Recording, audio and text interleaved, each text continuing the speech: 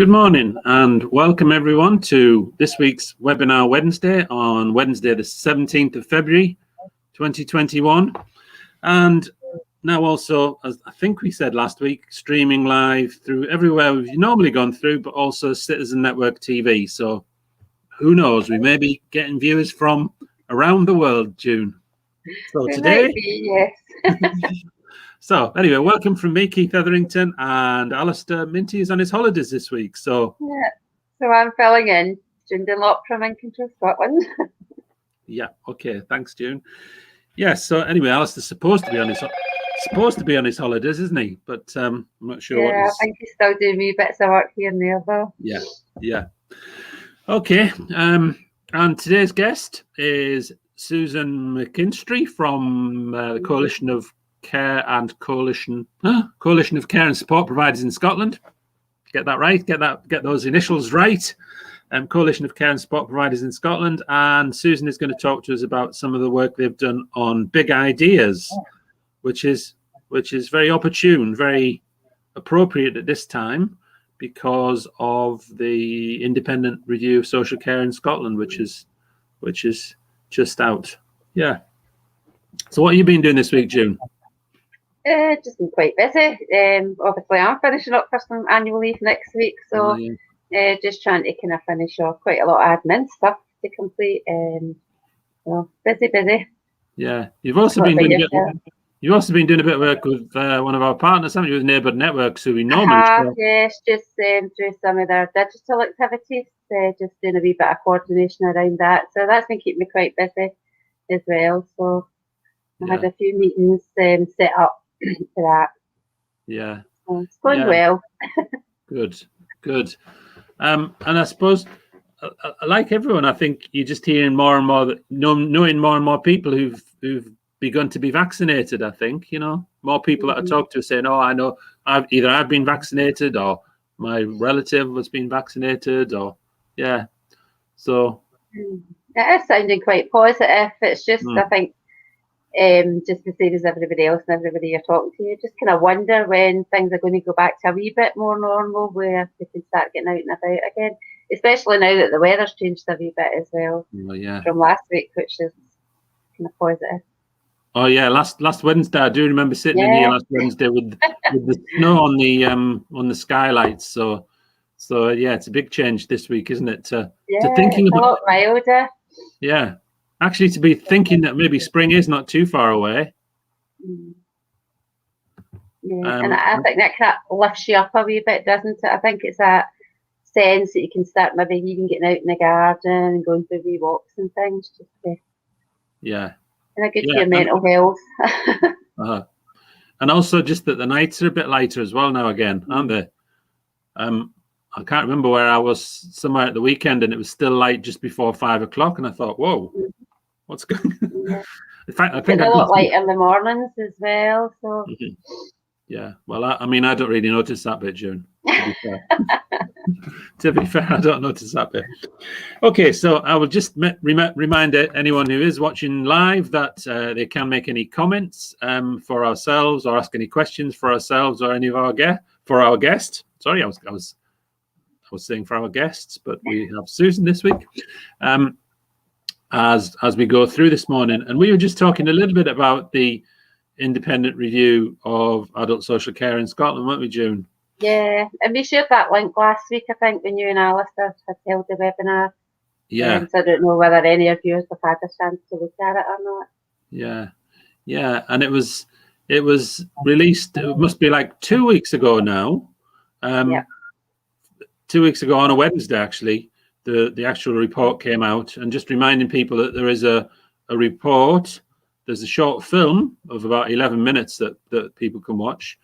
And yesterday was the parliamentary debate on the independent review and discussion around the recommendations. And I think it's 1 hour. I think the parliamentary debate, you can access it very easily through Scottish Parliament TV. And I mean, this is me, but I would recommend going and watching some of it. And I'll just maybe share screen and share the very first part of that, Jim, do you think? Yeah, be interesting to see it. I haven't had the chance to look at it yet, but yeah. So this is Scottish Parliament TV, and this is the beginning of the parliamentary debate around the independent review of adult social care in Scotland. Thank you very much. Presiding Officer, the independent review of social care gives us a clear roadmap for the future of care provision in Scotland. Central to its proposition is that we see and deliver on adult social care as an investment we make collectively in ourselves and in each other. It is a shift in thinking which underpins future funding, commissioning, regulation, and critically delivery. We believe in the recommendations in this report, and in the elections in May, we will ask the people of Scotland to back the creation of a national care service, a service on a par with our NHS. The foundation for delivering on the recommendations is the adult social care workforce. They must be recognised, offered opportunity to develop skills and expertise, and rewarded for the significant value they bring every day to the important job they do. And I will come to the specifics on that shortly. The backdrop to the review is clear in the terrible loss of life from the COVID-19 pandemic. I know I speak for everyone in this chamber when I offer my condolences to everyone. Yeah, so I'm just stopping sharing there, June, because that's really just the very first introduction to the debate. And as I say, I think there's an hour and 54 minutes altogether, but the first 10 minutes there is Jean Freeman outlining current Scottish Government commitment to implementing the recommendations of the report, welcoming what it says, and thanking the people involved, everyone who is involved in whatever way in developing and feeding in their views to the report. So there are very significant things in there, with the ideas of commitment to ending all non-residential charging, the National Care Service, fair work and fair employment and wages for people working in social care. So it does talk about the radical change that it wants to see, and there is a lot of big shift in there. So yeah, hopefully, with the recommendations that have been made, they'll be followed up. Yeah. So, Interestingly, sorry, that Jean Freeman there talks about the two main concerns that she's heard. One is accountability and the role of local government. And the second one is this just something that people say and it's not going to make a difference to our lives again? So it's acknowledging that as well. So again, that's a good thing. So I think historical, just even around a lot of the work that we've done through Control Scotland Kids, is that accountability thing. Yeah. It's always at the forefront, isn't it? It's usually about, and we hear the stories of different things happening in different areas, and nothing links in. Yeah, so, absolutely. And the variation between one place to the next, like and your experience being different, and the report does clearly address that, and clearly acknowledges that, and clearly says that's not acceptable. Yeah. And it's good to see that, that was coming out as one of the kind of strong recommendations that was made. So yeah, and it does very clearly as well talk about addressing the implementation gap in what people expect, want, and is legally required under the self-directed sport legislation, and many people's experiences. So I'm just going to. Is there anything else that you would like? I think I should probably bring Susan in at this point, because I know Susan probably has got lots of things she'd like to say. On it as well. Is there anything else you'd like to say? Just is there anything I've missed before we go into that discussion and bring Susan in and ask her about that and about her role with CCPS? No, it's just been interesting to hear what Susan's got to say, because I know they've been doing a lot of that type of work as well through CCPS. So it's interesting to hear what Susan's going to say about it. Yeah, here's Mark saying, "Hope you're doing well." So, hi, Mark. As we say, we welcome any comments from anyone who's watching now, and we'll bring Susan into our studio now. Hi, Susan. Hello. Hi, Susan. Hi. How are you doing today? Doing well, thanks. Yeah. It's been an interesting couple of days just with the debate and things happening. So I've been trying to follow along with a bit of that. I need to catch some of it still, but yeah, it's been good. Yeah, I just started watching it this morning actually, because I did know in my head that it was on yesterday, but I didn't think about it yesterday, if you know what I mean. So Yeah. somehow it's the sort of thing. I mean, this is me. Sort of thing that when I wake up in the morning, I start thinking, "Oh yeah, that was on yesterday." I watched that. Have a look at it.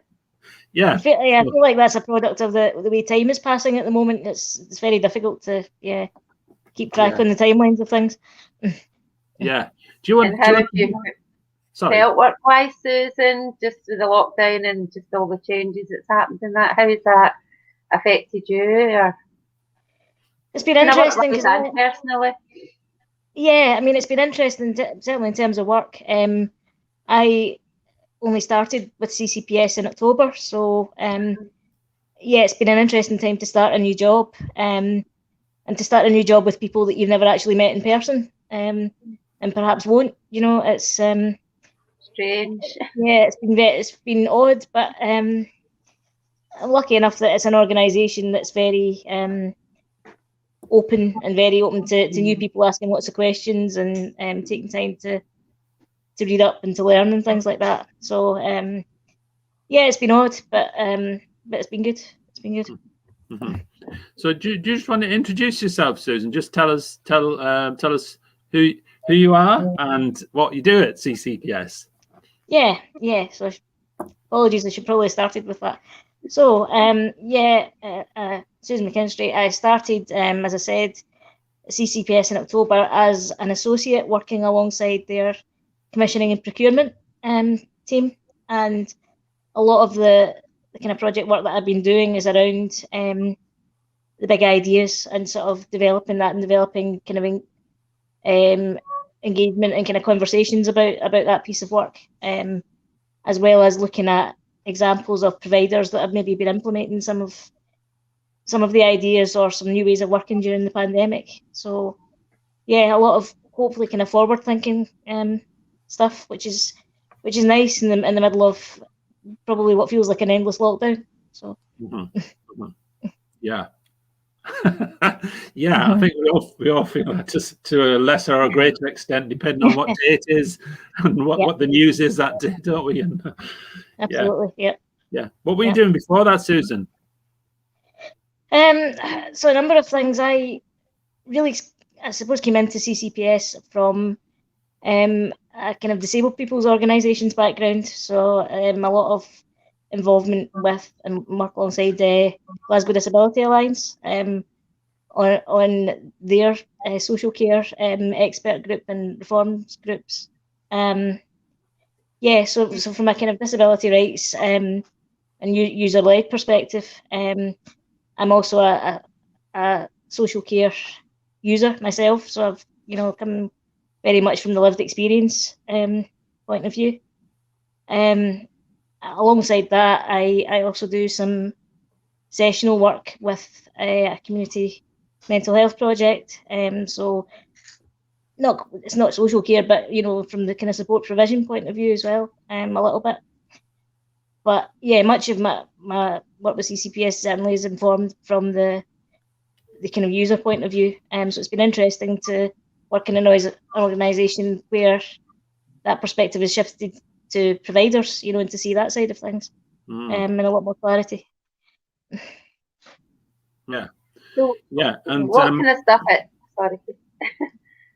No, you go, Jim. What kind of work is it you're doing with the big ideas, Susan? What does that entail? What is?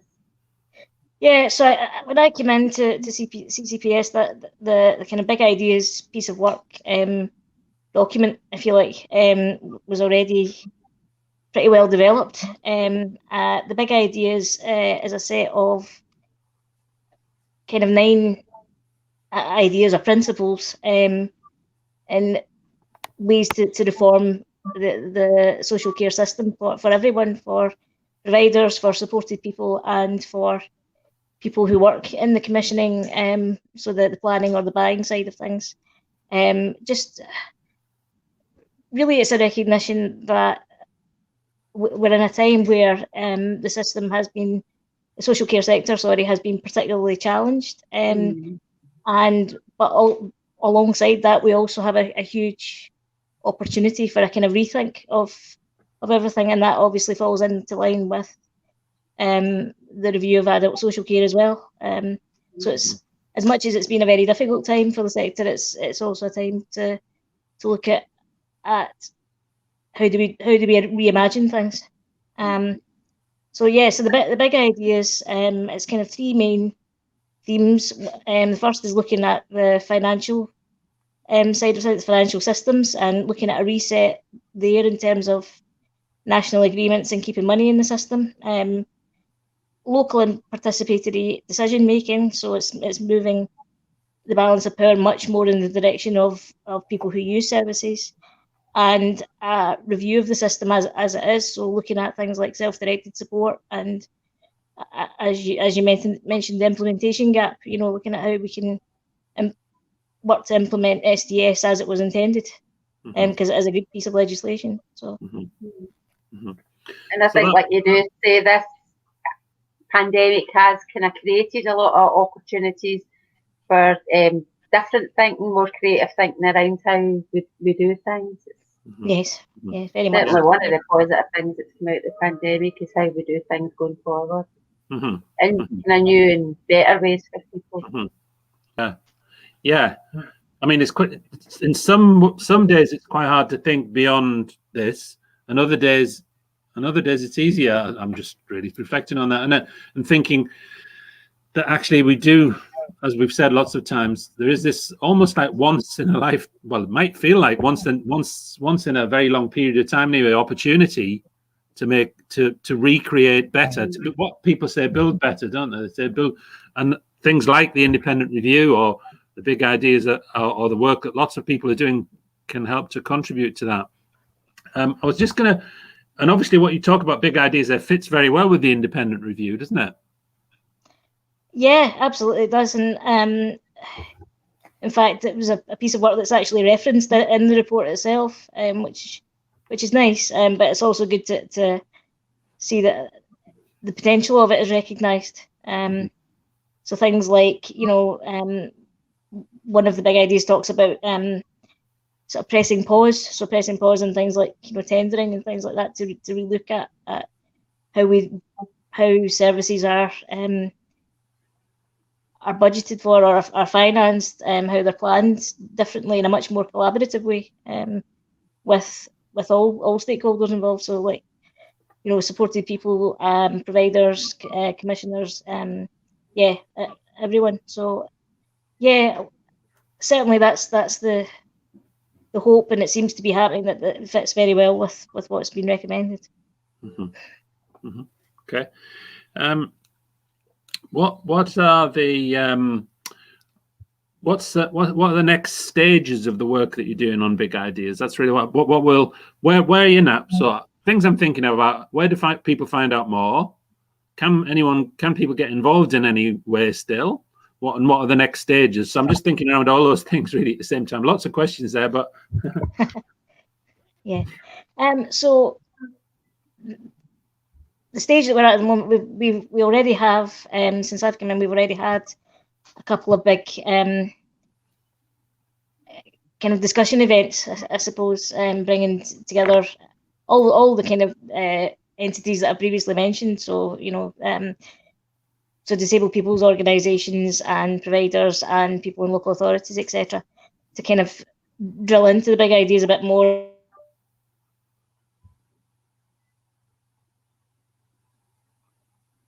And see where it may be applied to. We will be having. Sorry, Susan. Did you freeze? I think you froze for a minute there. Is that right, June? Yeah, but you're okay now. Yeah, that's okay now.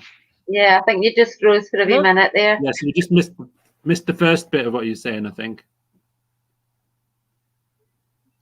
Yeah. Hello, can you hear me now? Yeah. Yeah. Apologies for that. So yeah, we will have an event coming up, hopefully in March sometime, with the Health and Social Care Alliance to generate more engagement with the big ideas and to see where it might be applied going forward. Mm-hmm. Sounds interesting.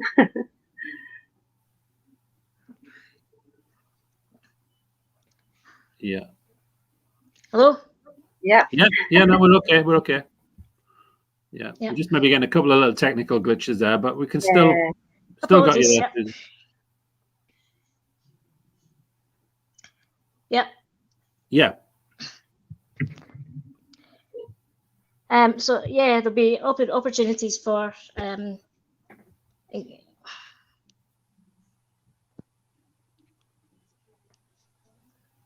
apologies.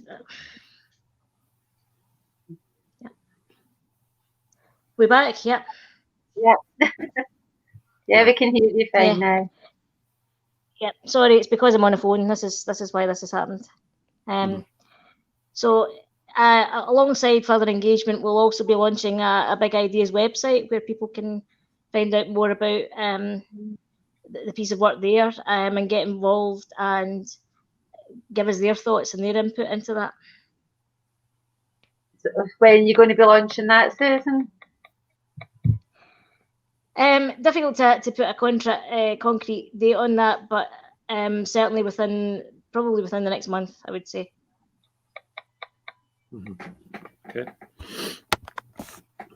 Okay. And where can people? I know that when we first started talking, you shared a report. Is the report publicly available now of the work that you've done so far?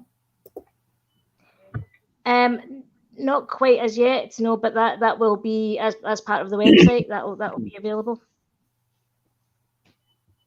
Okay. Sorry, I'm just going to cough a little bit. Sorry. Yeah. Okay. So there will be what you're saying that there's likely to be a larger public event sometime in March. A new website coming out about it. Yeah. Yeah. Yeah, and that'll include the information on the work that you've done so far. Exactly. Yes. Exactly that. And it will allow people to kind of explore that a bit further and see how it would apply to their work or to their own lives. Yeah. Okay. So part of what you've been doing is gathering some of those big ideas, which are ideas that. So what would you? So I was going to ask you, how would you define a big idea, first of all, and then secondly, what are some of the best ideas or some of the ideas that have sort of engaged with you? Yeah. So sorry, the first part of that you asked how you would define a big idea, yeah? Yeah. So yeah, because there are 9 of them, it's difficult to kind of encapsulate everything. But so yeah, things like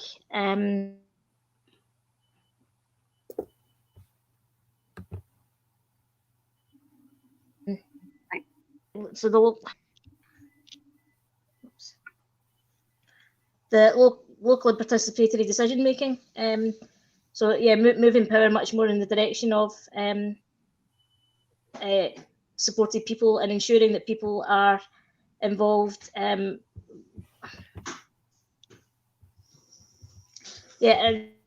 ensuring people are involved right from the start of sort of budgetary decisions, commissioning decisions, things like that.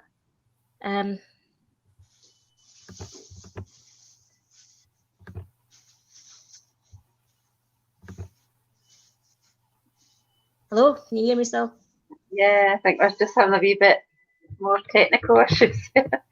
Yeah, apologies. No problem. This sometimes happens. So I suppose it's going back to that kind of basic where the person should be in control and be kind of helping to make those decisions about their own support and. Exactly. Yeah. So it's making sure that the choice and control rests with supported people. Yes. Yeah.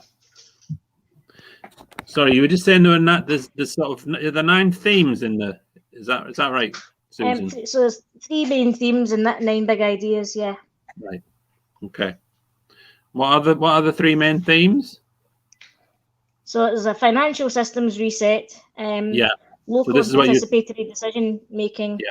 and a system review. Yeah. Yeah. Okay. Okay. Thank you. That's good.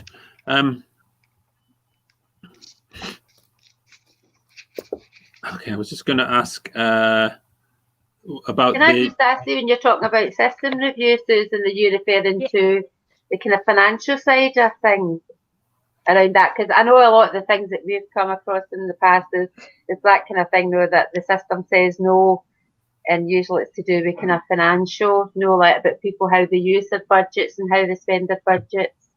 Is that included in that? Yes, it's included in that, and I mean a lot of the system review is focused on self-directed support and making sure that works better, or that's implemented in the way that it was intended to. So, yeah, included in that, we'll be looking at the ways people are able to use their budgets, or able to be involved in decisions about their budgets and things like that. In a way, it makes sense for them. Yeah, and for outcomes that make sense for them at that particular time in their life, which is, we know, can change over the course of someone's life as well. So, yeah, that opportunity for that flexibility is one of the areas, isn't it, that we would always want to focus on. That's right. People's lives change, so the decisions you want to, and people's circumstances change, so the decisions that you want to make should be able to change as well. Yes. Yeah. Yeah. Yeah. Yeah. I mean, the independent review, one of the things the independent review talks about, and that was discussed in Parliament yesterday, is that idea of the end of all charging. Yes. Yeah. Where does that fit with the big ideas, do you think, Susan? Yeah, I mean, it's certainly it's pretty radical, and it does fit very much in with the ideas around looking at a reset of the financial system, so making sure that things aren't driven by profit, and things that money is reinvested, which in terms of charging things, makes things much more person-centered and much fairer for everyone trying to access the system. Yeah. I also, one of the things that I was interested in when I started watching the debate was mention of, what was it called? It was called Community Living Change Fund. I don't know. Did you hear about that as well? Yeah, I the part that I've been able to watch so far, I did hear about that. Yeah, and that seems to be it'd be interesting to find out more about that, of course. But it seems to be a fund of money, particularly to support to be able to develop new supports for people who are either placed in institutional settings or have had to move away from their own local area, or are placed a long way away from home. So that sounded to me really interesting. Yeah, it's about supporting people to live lives within their own communities, and to have relationships and connections and opportunities to participate that everyone else has. Yeah. And that kind of fits in with some of the work we've been doing, Keith, around the new routes home. Yeah, fits in very well with the new routes home work. Yeah. Susan, we're involved in a partnership called New Routes Home. No, I wasn't actually. No. So we're involved in this partnership. It's called New Routes Home. We're doing a workshop on it at the SDSS National Voice event on the 17th of March this year. And it very much fits in with that idea of people being able to get the right support for them to be able to live in their own homes, in their own local communities, and trying to find solutions to those situations where that's not the case at the moment. So that felt like it fitted really well with that idea of the. It really speaks to that. Yeah. Yeah, it does. It does. I'm just going to mention one of the other things that I thought was really interesting as well in the debate. And again, it may be something that to some extent you might think you've heard that sort of thing before, but it's the fact that when people say, how can we afford to do all these things currently within this, and particularly within the challenges that are around at the moment, but the other way to look at that is, how can we afford not to do this? Yeah. Absolutely. Yeah, how can we afford not to when there are rights that are not being upheld, where there is potential for people to live fulfilling lives and to contribute, that's being lost as well by lack of access to good care and support. So yeah, I would agree. Yeah. Yep. Okay. When you look to the future, Susan, just so when you look to the future, what do you think? This might be a difficult question. Sorry, it might be a difficult question, but what are your hopes for the new normal when we get out of this situation then? Ooh. Top things. What are the top things that you think about when you think, when this is all over, when we're getting back to something that feels like it's a more ordinary, more normal life? What are the things that you think you want to be different? You don't want to go back to how they were?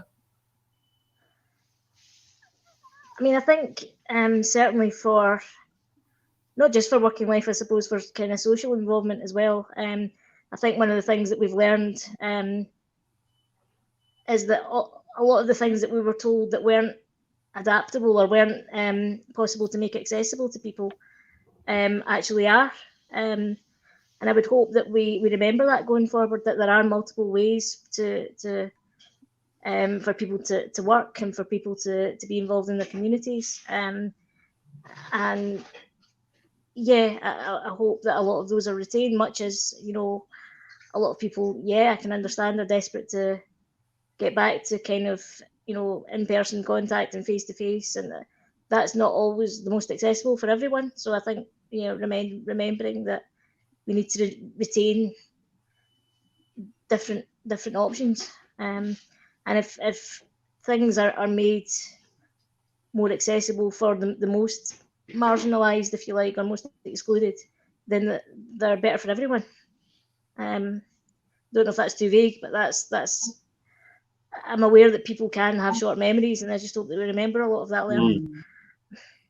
I think that's right about, I don't know whether, does anything you want to say there, June? Just what Susan was saying, I think throughout this pandemic, we have been doing things a lot differently, and we have been able to include a lot more people, and there's a sense going forward now to keep that. And like, you know, a lot of people have habits of just kind of slipping back into their old ways again, which we don't want to happen going forward. We've had a lot of good opportunities come up, and even talking to people, they feel more involved. They've been able to interact more with people and doing things in a different way. So we don't want to lose that. Yeah. I think the other thing I think about what you said there is systematically that's the case as well, isn't it? Those things that the system previously thought you couldn't do, and sometimes now people are able to do it just because they have to do it. Yeah. So it's not losing those things that actually don't need to have such a great level of whatever bureaucracy or process around them, that actually can be done more simply. Yeah. And there was a sense at the beginning. There was a sense at the beginning of all this around flexibility, and we had to kind of face that with a few people that's linked in with us as well, Keith, about people being able to be flexible with their support throughout this time. And I think at the beginning there was a bit of a struggle around that. You know, some people weren't willing to give that flexibility, some local authorities, whatever, and that kind of shifted, kind of moving forward. So it's that sense that you can change the system, though you can do different things. It doesn't need to be static. It doesn't need to be. Yeah. Things can pivot a lot more easily than people thought they could. Yeah. And it's just giving people the opportunity to do that. That's proving that you can do it. Yeah. So let's not lose it. There's a question come here. It's good, and it's a big question. Question come in. And it's a big question again, and it's so Craig, who's watching, saying, "What happened to disabled people's human rights?" And I don't know whether do you want to say anything about that just now, Susan? I mean, it's a big question, of course. And it's, I mean, I think we have, the more challenging side of things is that we have seen a great deal of infringement actually on disabled people's human rights, where, for instance, things like support packages were lost, and people were left unsupported for periods of time. Some still are. And yeah, I mean, hopefully with the independent review, with some of the work that we're doing, we're looking at a system that is based on people's humanity, on human rights, on people's kind of aspirations for what they want their life to look like, as opposed to concentrating on where your deficits are. It's much more about how do you imagine your life to be, and how can we facilitate that through the appropriate care and support. Yeah. I think there has been a lot of conversations recently around disabled people being left behind, throughout this, and different things happening, and they've been kind of forgotten about. Yeah. So that seems to be a lot of kind of conversation that I'm listening to just now at the moment. So. Yeah, and I think it's important, and hopefully it has been. It's important that is heard and reflected. It's not just about building back better. It's about reflecting on where that has come from as well. That's not just come about as a result of the pandemic. That's as a result of ongoing deficiencies in the system that were there, long before. Absolutely, and maybe what the pandemic has done as sort of both highlighted and accentuated, made worse some of those systematic flaws in the system, in the way that things have been happening. I think it's also fair to say that those conversations and those feelings are prevalent with many carers and many family members as well, of course. Yeah, absolutely. And the kind of invisible role often the unpaid carers or family play, in supporting people. And also the recognition, because that is personally my own experience, that although I am a social care user, I also so is my partner, and I have provided support to them where kind of statutory services have kind of fallen by the wayside in the pandemic. So recognition that a lot of unpaid carers also are people with support needs themselves, and that that their rights and their position needs to be brought into the light a bit. I do think there is certainly more debate around that now, isn't there? And there's more debate about human rights as the basis of all support, and a discussion around social care provision being provision which is about all of us. It's about how we want society to be. And a recognition that decent social care provision is something that or social care provision in general is something that will impact everyone at some point, whether it's yourself or it's someone close to you. And so it's kind of elevating the status of that in the same way as healthcare. It's something that we all have a kind of stake in, if you like. Yeah, and also what you said earlier, that it benefits all of us. Having a social care system that works well benefits all of us. Makes life better for all of us. Yeah. So, have you got any final questions, June? No, I don't think so. Okay. I'd just be interested. I'm going to have a look at that debate now that we've been speaking about it, just to kind of see what they're actually saying. I was just going to ask. Yeah, I was just going to ask Susan if people want to find out more about the big ideas work that you've been doing, what should they do? So if you keep an eye on the CCPS website, the main website, and also look out on that for the launch of our Big Ideas website in the next few weeks. And we will also be sharing events and opportunities for engagement for various groups of people within that.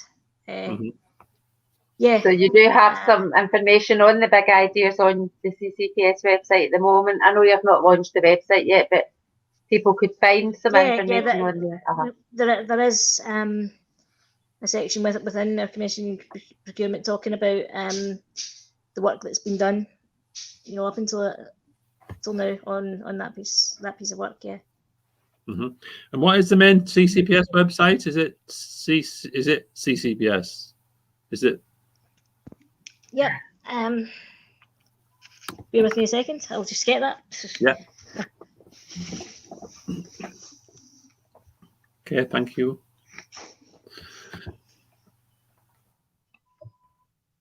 Just while you're doing that, yep.